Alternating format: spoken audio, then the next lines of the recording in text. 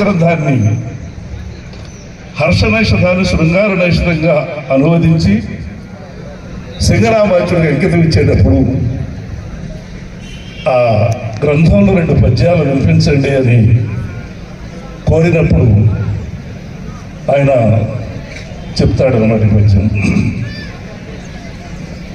నైషధం నరదమయంతుల కథ.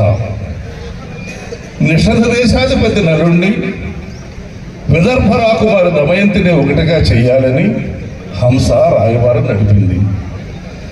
నరమహారాజు ఆ హంసను పట్టుకున్నాడు. వదలమని నలుణ్ణి ప్రార్థించింది ఆ హంస. ఈ ఘట్టంలో శ్రీహర్షుల వారు సంస్కృతంలో మదేకపుత్ర జననీ జరాతుర అంటూ శ్లోకాన్ని చెప్తారు. నేను అక్కడ భావాన్ని రసాన్ని దృష్టిలో ఉంచుకొని ఈ విధంగా పద్యం చెప్పాను అని శ్రీనాథులు గారు చెప్తారు. నలమహారాజు పట్టుకున్నప్పుడు బాధతో గిలగిలలాడిపోతూ హంస అంటుంది, మహారాజా తల్లి మదేక పుత్రక పెద్ద కన్నులు కానదిప్పుడు 3 కాళ్ళ ముసలి. మహారాజా నన్ను పట్టుకున్నారు, నాకు ప్రాణ భయం ఇస్తుంది, కానీ నా ఇంట్లో నా తల్లి మదేక పుత్రక పెద్ద కన్నులు కానదిప్పుడు 3 కాళ్ళ ముసలి. ఇల్లాలు కడు సాధ్వి ఏమియనెరుగదు పరమ పాతివ్రత్య భవ్య చరిత. వెనుక ముందరలేరు నెనరైన చుట్టాలు లేవడి అంతేని జీవనంబు కానక కన్న సంతానంబు శిశువులు జీవన స్థితికే నతావలంబు.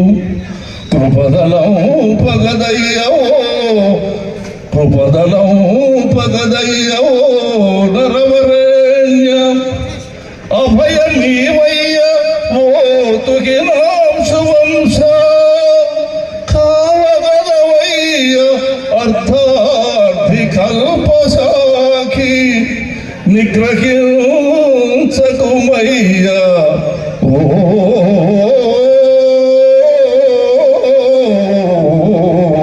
నిషధ రాజా.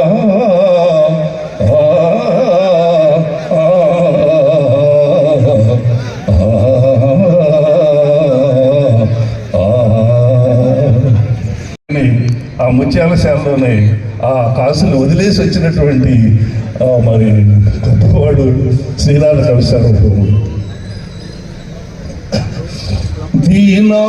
దీనారటంకాల తీర్థమాడించితి దక్షిణాధీశు ముత్యాలశాల. పలుకుతోడైతి ఆంధ్ర భాష మహాకావ్య నైషధ గ్రంథ సందర్భమునకు పగులగొట్టించితి ఉద్భట వివాద ప్రౌఢి గౌడడిండిమ భట్టు కంచుడక్క.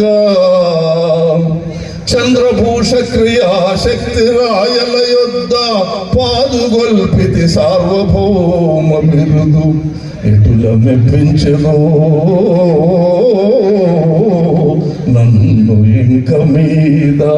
రావు సింగ మహీపాలు ధీవిశాలు నిండు కొలువున నెలకొనియుండి నీవు సకల సద్గుణని కురుంబ శారదాంబ.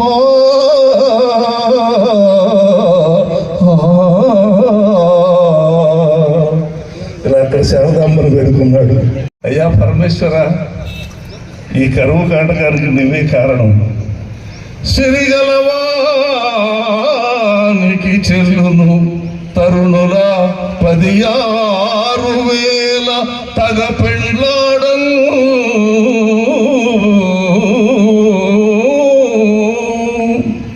తిరిపెమునకిద్దరాండ్రా తిరిపెమునకిద్దరాండ్రా పరమేశ విడుము పార్వతి చాలు